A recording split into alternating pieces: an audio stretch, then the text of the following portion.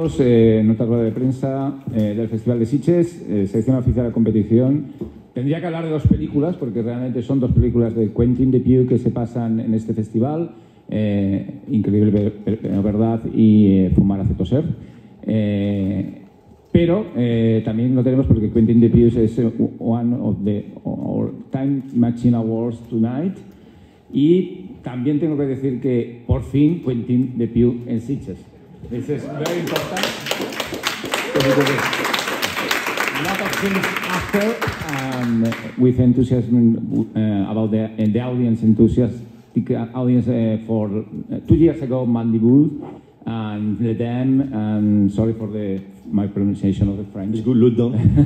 How do you say it in Spanish? La chaqueta de piel del ciervo. Okay. Much better, much better. Y aquello que aventura que empezó con Rubber en este festival hace muchos años. ¿Una película sobre un neumático asesino? Pues sí, Rubber. Así que, thank you for coming, welcome, bienvenue. Merci, merci, thank you for having me. Es un placer. Very happy to be here. Así que empezamos. Merci beaucoup, gracias por estar aquí, señor por fin, Quentin Dupieux. Bueno, la primera pregunta es muy tópica. ¿Qué piensa, qué representa el Festival de Sitges para usted? Porque para nosotros descubrimos a su cine y a usted gracias a este festival. Y como ha dicho Ángel, desde Rubber, todas las películas, prácticamente creo que todas las que ha hecho, se han visto aquí. O sea, el año pasado que nos quedamos huérfanos y este año se ha compensado con 2 películas, ¿no? Y esta noche recibo un premio muy importante, entonces quería saber su opinión sobre este festival. El Festival de Sitges es el más importante del mundo en su género. Gracias.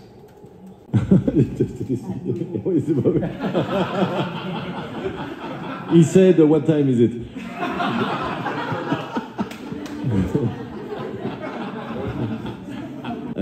C'est dur de répondre à ça. En fait, moi, c'est un festival qui était abstrait pour moi au début. Vous pouvez traduire au fur et à mesure, peut-être. C'était abstrait puisqu'en fait, la première fois que j'en ai entendu parler, je vivais aux États-Unis. Donc, quand j'ai tourné Rubber et Wrong et tous ces films qui étaient tournés en anglais, voilà, j'entendais parler de ce festival et des sélections, mais je ne connaissais pas ce festival. J'ai rencontré le festival plus tard, j'ai compris ce que c'était. Voilà, aujourd'hui, je comprends, je vois un peu l'ampleur et je me suis renseigné. J'ai l'impression que c'est le meilleur endroit en Espagne pour mes films, en tout cas, qui sont effectivement un peu fantastiques, mais aussi différents, qui ne sont pas des films mainstream. J'ai l'impression que c'est ça, le festival. J'ai l'impression, c'est ce que je ressens. J'ai le sentiment qu'on présente ici des films atypiques, de genre, mais pas que. Voilà. La veritat és que no coneixia gaire aquest festival, el vaig conèixer més tard, perquè jo vivia als Estats Units i llavors coneixia el cinema meu a Estats Units en anglès i per tant no era gaire conscient d'aquest festival fins més tard i ara ja entenc la magnitud que té aquest festival i les meves pel·lícules entenc que són fantàstiques, són diferents i per això encaixen aquí, no són unes pel·lícules mainstream i per això encaixen en el públic d'aquí, d'aquest festival. Am I right? A mí me gustaría que explicara cómo es la construcción de un guión suyo, porque no sé, como es todo tan absurdo, ¿cómo le viene la idea para la idea inicial? You're talking about the new movie or my career? Carrière, ok. C'est dur à décrire. En fait, moi, je travaille beaucoup avec l'inconscient. C'est vrai, ça fait un peu prétentieux comme ça, mais c'est... Moi, je fais confiance aux idées quand elles ne sont pas réfléchies. Voilà, c'est un peu paradoxal, parce qu'ensuite, après, il faut réfléchir pour travailler ces idées. Mais moi, j'adore une idée quand elle vient d'ailleurs. Et alors, j'ai tendance à ne pas aimer les idées quand je réfléchis trop. Voilà, c'est comme ça que je fabrique mes films. Et après, ensuite, évidemment, une fois que ces idées, on va dire, non conscientes débarquent, eh bien, il faut travailler de manière consciente pour les construire et en faire quelque chose de solide. Es difícil escribir el absurdo y confío en mis ideas que llegan sin reflexionar. Luego ya lo reflexiono, por supuesto, pero me encanta cuando llegan las ideas y las tengo así, sin reflexión, sin más. Y cuando tengo todas esas ideas que no son muy conscientes, pues entonces llega el momento ya de crear y ya las elaboro. Sàpiga que aquí, abans de començar, la gent ja aplaudeix i crida Toro i el seu nom i, en fi, de tot. Togo, exacte. La pregunta és, com ho fa perquè no caigui en l'estracanada, perquè no se li escapi el fil de les seves històries d'humor en fantàstic? Oui, alors moi je pense pas à tout ça, hein. Moi je me fais confiance. Mais c'est vrai que pour moi l'humour c'est un mélange de plein de types d'humour. C'est-à-dire que moi j'aime l'humour gras autant que l'humour fin, autant que l'absurde, autant que l'humour réaliste. J'essaye de ne pas m'enfermer dans un langage parce que ça fait des films un peu ennuyeux. Voilà, il y a des gens qui le font très bien, mais moi en tout cas j'ai besoin de me balader dans plein de tonalités. Voilà, si on parle d'humour, c'est un peu triste de parler d'humour aussi sérieusement, mais voilà, moi je pense que c'est comme ça que mes films tiennent la route. En tout cas au niveau de l'humour, c'est que je mélange. Je ne suis pas bloqué, enfin j'ai pas l'impression d'être bloqué dans un type d'humour. Voilà. La veritat és que no m'ho penso gaire. Per mi hi ha molts tipus d'humor diferents. Hi ha l'humor l'humor absurd, l'humor realista, i tots m'encanten. I llavors jo no em cenyeixo amb un tipus d'humor perquè això faria que la pel·lícula fos avorrida, sinó que em passejo per les diferents tonalitats de l'humor.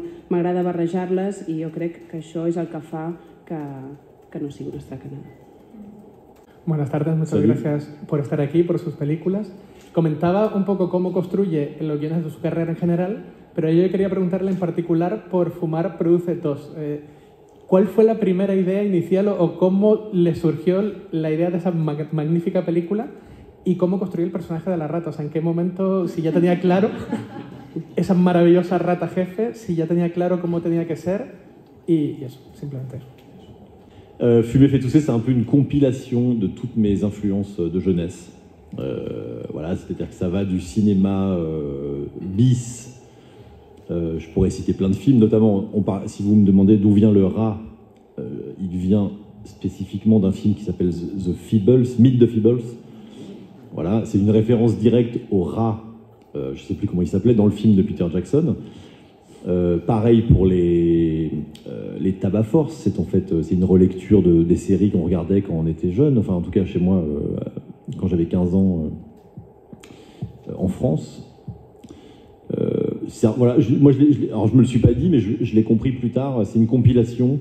Voilà, j'ai pas démarré le film en me disant je vais faire une compilation de toutes mes influences de jeunesse, mais en l'analysant aujourd'hui, je me rends compte que c'est un peu ça. C'est-à-dire qu'il y a les films d'horreur, il y a le gore, il y a le B-movie, il y a Creepshow, il y a le film à sketch avec plusieurs histoires fantastiques. Voilà, je vois tout à fait d'où ça vient. C'est que moi, en fait, quand j'étais entre 12 et 16 ans, je ne regardais que ces films-là. Voilà. Et la culture populaire télé, c'est-à-dire, voilà, en France, on avait un truc qui s'appelait Téléchat. Bon, ça va être très dur à traduire, mais peu importe. Les marionnettes, le Muppet Show, Meet the Feebles, etc. Beaucoup. ¿Conocéis el nombre de Meet the Feebles? Meet the Feebles es Meet the Feebles. Oui. Es una compilación de las influencias que recibí cuando era joven. Meet the Feebles de Peter Jackson, de allí saqué La Rata. Y bueno, era lo que yo veía a los 15 años en Francia y que más adelante entendí pues, todo lo que era, lo compilé y también es una fusión pues, de películas de terror, gore, cine B y varias historias fantásticas. Es todo lo que yo vi entre los 12 y los 16 años que formaban parte de la cultura popular. Ha hecho otra referencia francesa que no conozco. Whatever. Y una fusión de sus experiencias en su juventud. Hola Quentin, bueno, podría decirte, saludarte con Togo como todo el mundo, me has fastidiado la cabeza, cada vez que voy a un concierto de heavy metal ya no puedo tomármelo en serio. Mi pregunta era sobre todo en base a tu construcción de tu universo en torno a las marionetas. Si estás intentando aplicar o llamar la atención de los Henson o si no te gusta el CGI, por ejemplo, ¿por qué los utilizas tanto en tu cinematografía?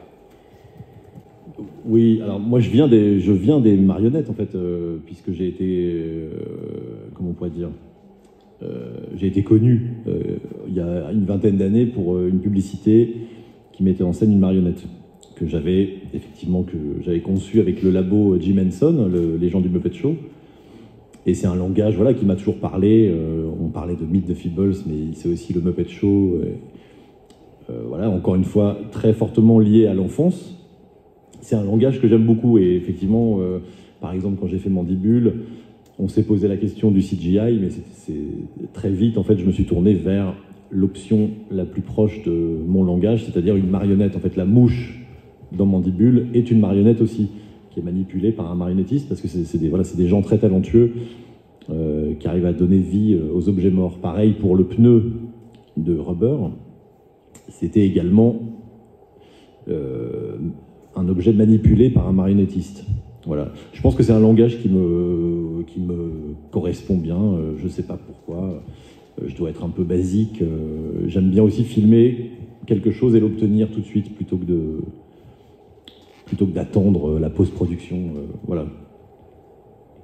Yo antes se me conocía a mí porque hace 20 años rodé un anuncio con marionetas y bueno, he hablado de la serie que he hablado antes, de Meet the Feebles, pero también podría hablar del Muppet Show y tengo una relación muy estrecha en mi infancia.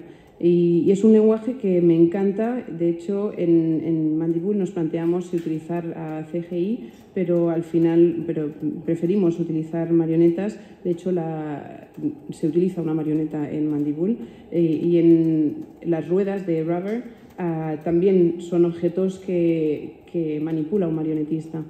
Y a lo mejor pensarán que es algo básico, pero para mí yo lo prefiero porque así tenemos un resultado inmediato y no tenemos que esperar. Es respecto a los actores, cuando saben que van a interpretar una película suya, que son seriamente cómicos o una comedia seria, ¿tiene que adaptar mucho el guión dependiendo del actor o va variando el actor o la idea que tienes varía pues porque este actor lo prefiero aquí o cambiamos la escena entera? Merci. Alors ça dépend, parfois j'écris pour un comédien en particulier. Et du coup, c'est plus facile, puisque, voilà, par exemple, pour le film Incroyable mais vrai, qui est au festival aussi, j'ai écrit pour le rôle principal Alain Chabat et Léa Drucker, les deux principaux, j'ai écrit pour eux. Donc, automatiquement, en fait, c'est calibré pour eux, donc ça leur va comme un gant, j'ai envie de dire. Voilà, pour les autres films, c'est différent à chaque fois, mais souvent, j'écris pour personne. Et puis, quand on greffe un comédien à un personnage, eh bien, moi, il y a une première phase d'adaptation, c'est-à-dire que je réécris en pensant au comédien. Et puis après, il y a le travail avec le comédien qui fait que le comédien se l'approprie ou pas. Mais c'est comme ça que ça se fait. Voilà, c'est comme ça que ça se fabrique.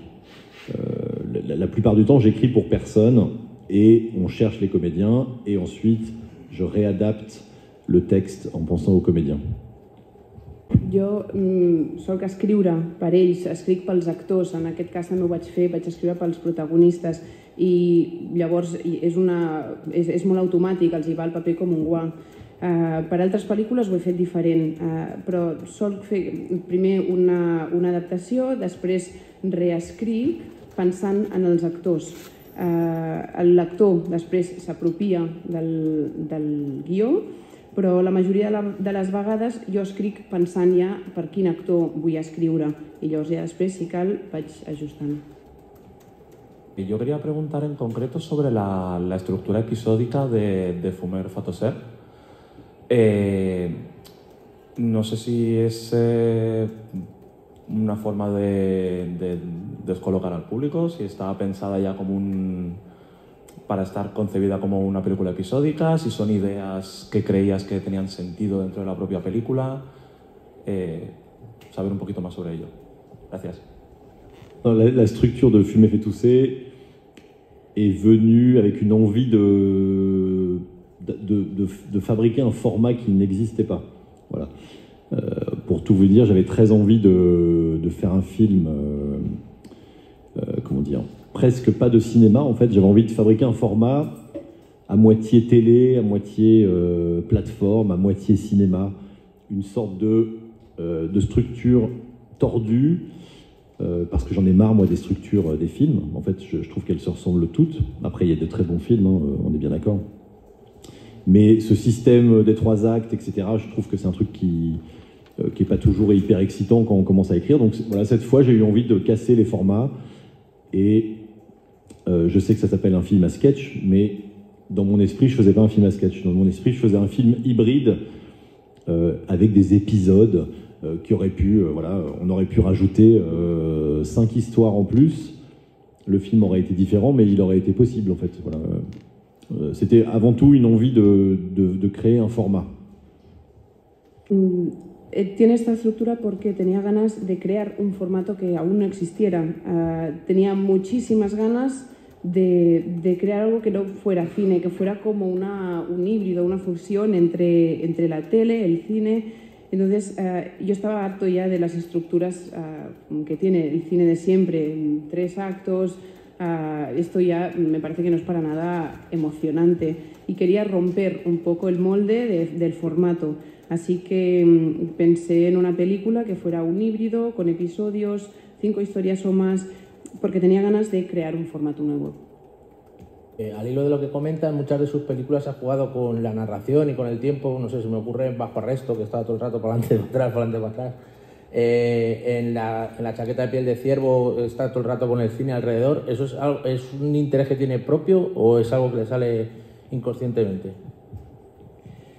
C'est la même réponse, c'est-à-dire que une écriture trop linéaire ou peut-être trop structurée a tendance à m'ennuyer parce que je trouve que les autres le font mieux que moi et que je trouve pas mon langage très excitant dans ces formules classiques. Donc en fait, je joue avec le temps et les structures parce qu'en fait, ça m'amuse et parce que j'ai l'impression d'apporter au moins une petite variation au cinéma, plutôt que d'essayer de forcer mes idées à rentrer dans des structures classiques. Je préfère adapter les structures à mes idées. Voilà. C'est très bien dit. Es un poco lo que decía antes, que no quiero que, o sea, un guión lineal, estructurado, me parece aburrido y pienso que otras personas lo hacen mejor que yo. Yo en realidad creo que de esta forma aporto una variación al cine y más que forzar mis ideas a una estructura preconcebida, me gusta que mi estructura se adapte a mis ideas. A tenor de la película increíble, pero cierto, ahí veo una intención que he visto en otras películas de hacer una crítica, yo creo que sobre todo a la obsesión que tenemos todos los humanos, ¿no?, por no envejecer. Y quería saber si esta fue realmente Hay más historias, pero sobre todo centrada en el personaje del matrimonio, de la mujer, ¿no?, que quiere ser joven toda la vida, ¿no? Entonces quería saber si esta era su idea a la hora de escribir el guión. Gracias. Non, c'est un thème comme un autre, en fait. Je veux pas avoir l'air de dénigrer le thème, enfin les thèmes de mes films, c'est pas ça. Je sais même que souvent mes films racontent des trucs que je ne maîtrise pas. Là, en l'occurrence, c'était pas ça qui m'intéressait dans ce film, même si voilà, c'est un sujet qui est présent, mais c'est même pas une critique de la société. J'ai pas cette prétention de pouvoir juger qui que ce soit. C'était plus un terrain de jeu pour moi et c'est des personnages fabriqués qui me permettaient en fait de développer une histoire fantastique dans le monde moderne, on va dire, dans le monde actuel, avec ses dérives, mais je ne dénonce rien et c'est même pas un regard critique, en fait, c'est juste un terrain de jeu pour moi. No, es un tema como otro. A menudo mis películas hablan de cosas que en realidad yo no tenía intención de abordar. No pretende ser una crítica a la sociedad, esta no es la pretensión de la película, tampoco quiero juzgar nada ni nadie, es simplemente un terreno de juego en el que desarrollar historias fantásticas en el mundo actual. Así que no, solo es un terreno de juego. Dans le simple but de vous divertir et de rigoler. Con el único objetivo de haceros reír y que lo paséis bien. Antes nos has hablado un poco de sus influencias cuando era adolescente, pero a mí me gustaría saber qué hace reír a Quentin Dupieux a día de hoy, qué tipo de películas y cine le gusta y le divierte como espectador, y luego también saber cuándo podremos ver una película sobre Flat Eric versus Rubber. ¿Cuál era la pregunta sobre Flat Eric? I'm going to start with this. J'ai déjà essayé d'écrire un film pour Flat Eric, c'est très compliqué parce que c'est très minutieux, c'est des petites actions, et en fait c'est presque inévitable d'en faire un film hollywoodien, comme le font les Muppet Show, etc. Et ça ne m'intéresse pas beaucoup parce que c'est pas vraiment l'esprit du personnage. Plusieurs fois j'ai essayé, même avec des auteurs, des amis anglais, j'ai essayé d'en faire un film de ce personnage, mais très vite on est rattrapé par les codes du genre, à savoir le film de marionnette, et c'est presque inévitable d'en faire un film un peu médiocre, voilà, comme les films du Muppet Show que je trouve moi assez médiocre comparé au TV show. Et pour le début de la question, c'était pourquoi qu'est-ce qui vous fait rire? Qu'est-ce qui me fait rire? Oui. Quel film? Très récemment, voilà, les derniers. Alors c'est pas hyper, c'est pas très connu, mais est-ce que vous connaissez Tim and Eric? Tim et Eric, voilà. Récemment, moi, c'est les derniers trucs qui m'ont fait rire. Voilà, notamment leur film, le Billion Dollar Movie. Ça m'a fait rire parce que je trouve ça très surprenant. Mais même leurs sketchs, en fait, même tous leurs petits sketchs sur Adult Swim, ça effectivement, c'est une zone que je trouve assez dingue et qui me fait beaucoup rire. Voilà. Après, plus récemment, j'ai pas eu de rire récent au cinéma. Voilà. Mais je suis un peu chiant, certainement. Ya he intentado hacer la película que mencionabas, pero es muy difícil porque es inevitable acabar haciendo una película muy hollywoodiense. Y esto es algo que no me interesa. Y lo he intentado, pero es inevitable que quede algo mediocre. Y lo que me hace reír no es muy conocido a... ¿Tim Eric? Oui, Tim et Eric.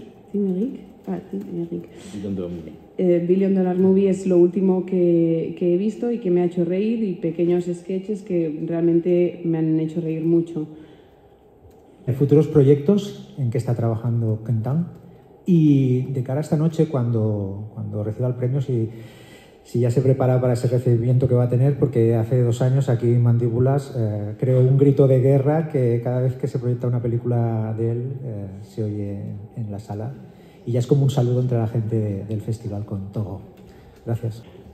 Oui, alors je suis prêt à recevoir le taureau. Non, ce qui est drôle, c'est que c'est uniquement ici, apparemment. Hein. Moi, j'ai pas eu personne ne me dit taureau en France. Donc c'est très exclusif à l'Espagne et peut-être même au festival de Sitges. Je suis prêt à recevoir mon prix, forcément, c'est très agréable. Il y avait un début, Et l'autre le futur. Plein de projets. Ouais, oui, c'est dur d'en parler. Je suis très mauvais pour parler des films à venir, puisque ils n'existent pas encore. Souvent c'est des scripts pour l'instant, donc c'est un bout de papier. C'est dur de parler d'un film qui n'est qu'un bout de papier. Sí, estoy preparado para recibir el premio, aunque creo que este fenómeno solo pasa aquí. Nadie grita toro en Francia. Yo creo que es algo exclusivo de aquí, a lo mejor exclusivo de Sitges, pero sí, estoy preparado para recibirlo. Y proyectos tengo muchísimos, pero soy muy malo hablando de las películas que me deparan en el futuro. De momento son solo guiones y es difícil hablar de una película cuando solo es un guión. En Increíble pero cierto tiene un segmento bastante largo, que es solo una sucesión de escenas con música. Y la verdad es que a mí es lo que más me ha gustado de la película.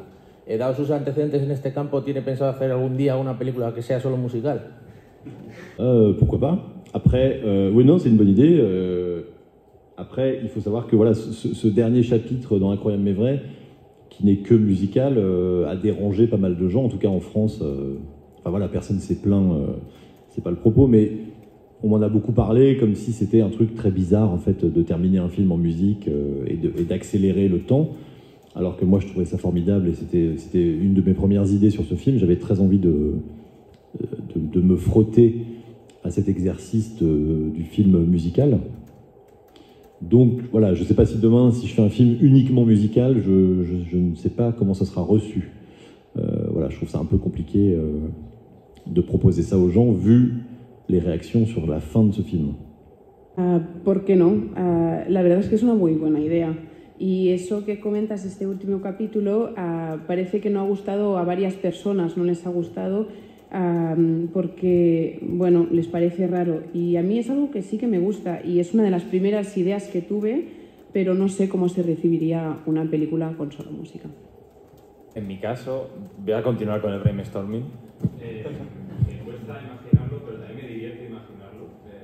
Si alguna vez se ha planteado hacer una comedia musical, o sea, una comedia con su estilo, pero basada en hechos reales. Alors non, ouais, non. Effectivement, non. Après, qu'est-ce que c'est le réel? On ne sait pas. C'est-à-dire que moi, je puise l'inspiration un peu partout.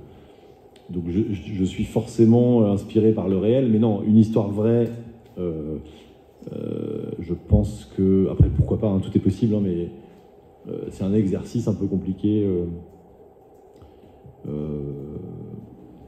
Et moi, j'ai pas spécialement d'excitation quand je regarde un film qui m'indique basé sur une histoire vraie. Enfin, c'est pas un truc qui m'excite en tant que spectateur, donc voilà, j'y ai pas pensé. No, pero ¿qué es real? Yo cojo inspiración de todas partes y, por supuesto, sí hay una parte de inspiración real, pero hacer una cosa basada en hechos reales me parece un ejercicio difícil y que tampoco no me excita mucho. Yo cuando veo una película que dice basada en hechos reales, pues no me motiva mucho. Quería preguntar, desde que antes mi compañera hablaba de su trabajo con los actores, y hemos visto una progresión desde Raver, ¿no?, hasta ahora, en la que han ido poco a poco participando actores que nosotros aquí en España, evidentemente, conocemos mucho, son muy prestigiosos, ya desde Jean Dujardin, que había ganado el Oscar, Benoît Magimel, Gilles Leloup, en esta última película, Adèle Exarchopoulos. Entonces quería saber si ellos han ofrecido, si les han visto queridos por su cine, o usted ya quería contar con ellos. A pesar de ser actores, pues evidentemente quieren tener una agenda pues muy completa, ¿no? Non, c'est très rare qu'un comédien propose ses services.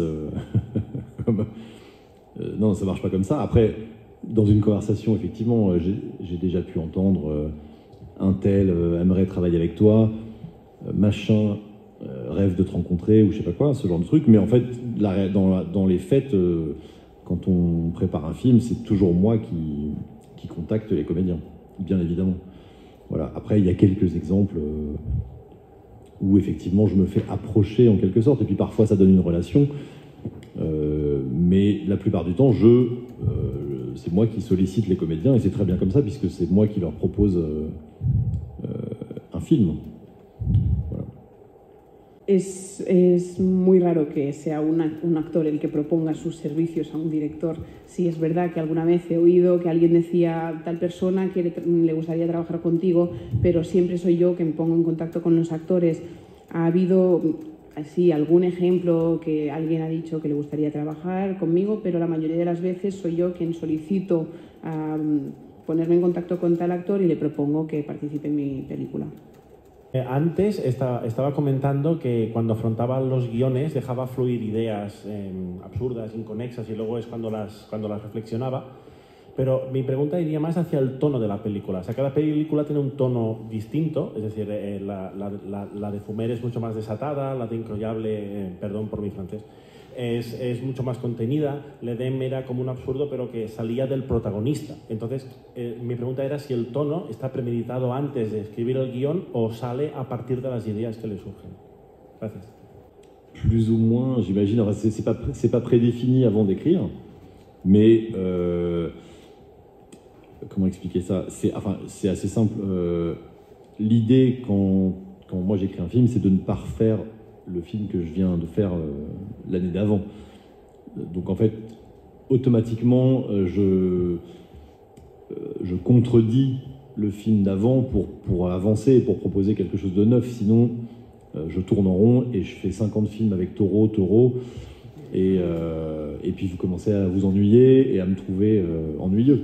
Voilà, donc moi, le ton évolue parce qu'en fait, à chaque fois, j'ai besoin d'annuler les films précédents, de passer à autre chose. Voilà, c'est pour ça que Incroyable mais vrai est un tout petit peu plus sérieux, d'une certaine façon. C'est pour ça que Fumer fait tousser est complètement loufoque, parce que j'avais envie de faire un truc qui n'avait ni queue ni tête, c'était une envie. Le prochain sera différent. Enfin voilà, c'est toujours en contradiction avec le film d'avant. C'est comme ça que ça évolue, c'est comme ça que le ton change. Más o menos. Jo no tengo nada, no tinc res predefinit abans d'escriure el guió. Tot va sortint automàticament i m'agrada contradir la pel·lícula que he fet just abans. No m'agrada repetir-me, no vull que el públic s'avorreixi, no vull que acabin cridant Toro, Toro a totes les pel·lícules. M'agrada passar a una altra cosa. Sí que és veritat que té una pel·lícula que és més sèria, després Fumer fet tousser no té ni cap ni peus, y la següent doncs, serà una cosa totalmente diferente. En sus películas el elemento fantástico siempre suele ser como un catalizador para la comedia. Dado que el festival le va a dar un premio por su contribución al cine fantástico, ¿él se considera un director de cine fantástico? Un petit peu. En fait, j'aime bien être rien.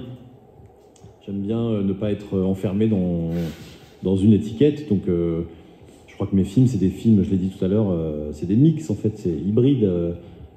C'est des films qui contiennent un peu du fantastique, de la comédie, des trucs débiles, des trucs sérieux, un peu de social, un peu de surréalisme.